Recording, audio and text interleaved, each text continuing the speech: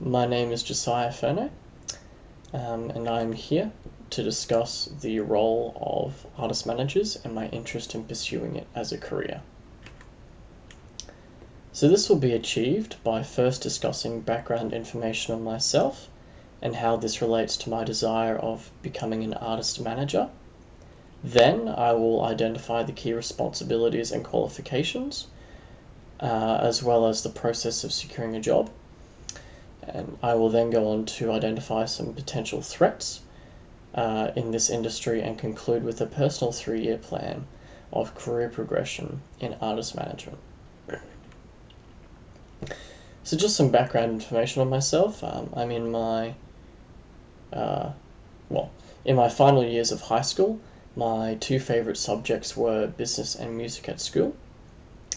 And so it made sense for me to continue studying these areas at university. So I'm currently now in my 3rd year of studying a double degree in a Bachelor of Business and Creative Industries, majoring in management and music. And these areas, because they're what I am studying at QT at the moment, they're the perfect fit for pursuing artist management as a career beyond university.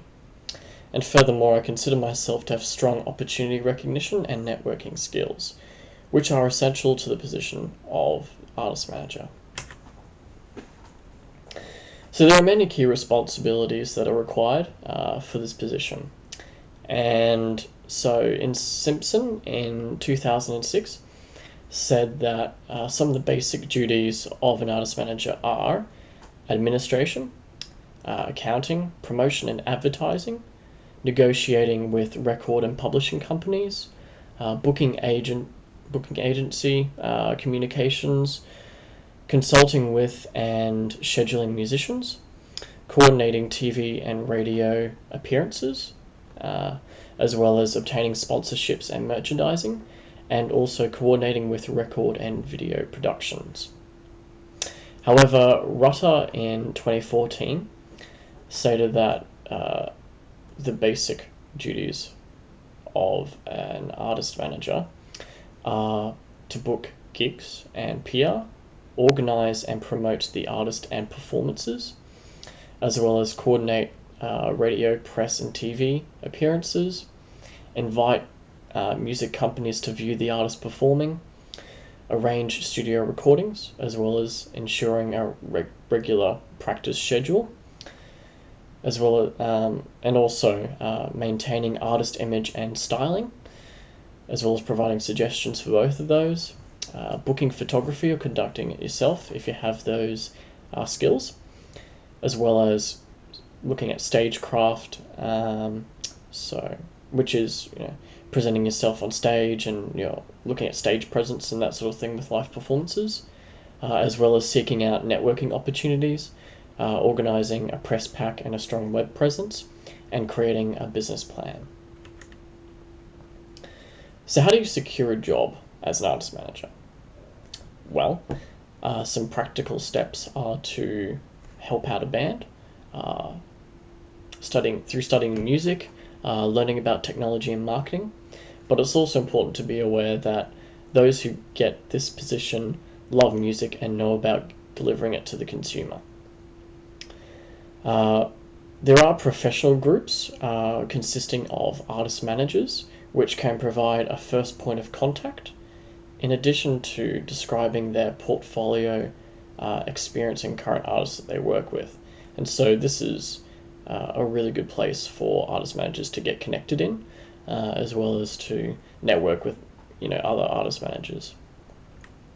So for aspiring artists in Australia, the peak body that represents such interests is the Association of Artist Managers, or the AAM, which is a member of the International Music Managers Forum, or the IMMF, and the AAM also has a manager mentor program, which have mentors with considerable experience and knowledge in the industry. So for example, one of these mentors is John Watson, and he is the president of both 11 Music and John Watson Management, or the owner.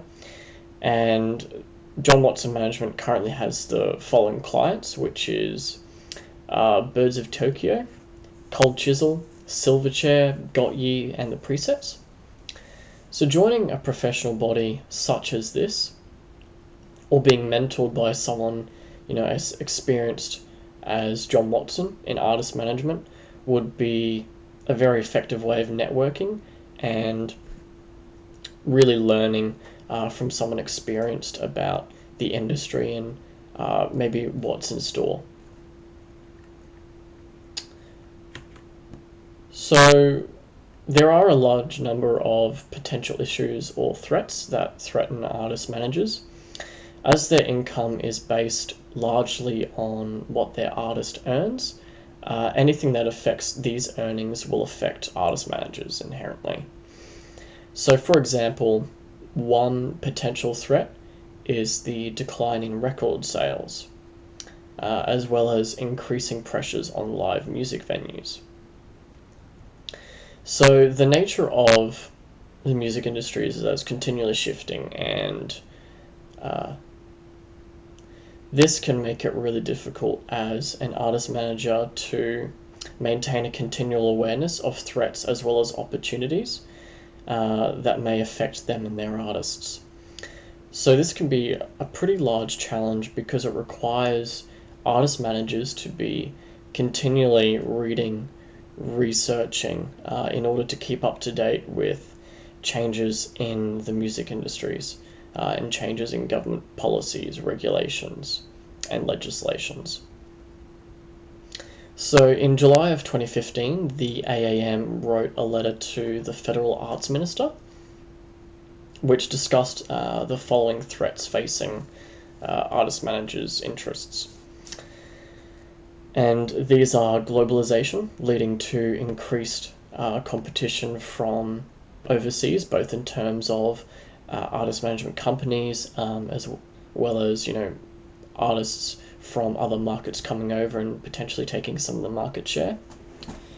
There's also negative consumer behaviors such as online piracy and the growing dominance of streaming services, detracting from artist wages and therefore that of managers. And we're also seeing a trend of earlier closing hours of entertainment venues, and this basically is specifically in capital cities, and this makes it more difficult for artist managers to alleviate the costs of live music, and therefore makes it more difficult to set up performances and gigs for their artists. This trend has been highlighted very recently in Brisbane, where the changes in Queensland lockout laws, as well as alcohol use, have now made Brisbane the toughest capital city in Australia on alcohol and venue operating hours. And so it demonstrates that artist managers are vulnerable to government regulation and policy changes to the music industries. And so, for example, one of these could be the Entertainment Industry Act. So if you're in, New South Wales, and the policy to, entertainment venues is, that the amount of hours that they're allowed to be in operation for is less, then that can significantly impact your actual artist wages, as well as visibility. And so this is really important to keep in mind, because there are a lot which can affect both you as the manager, but also your artist.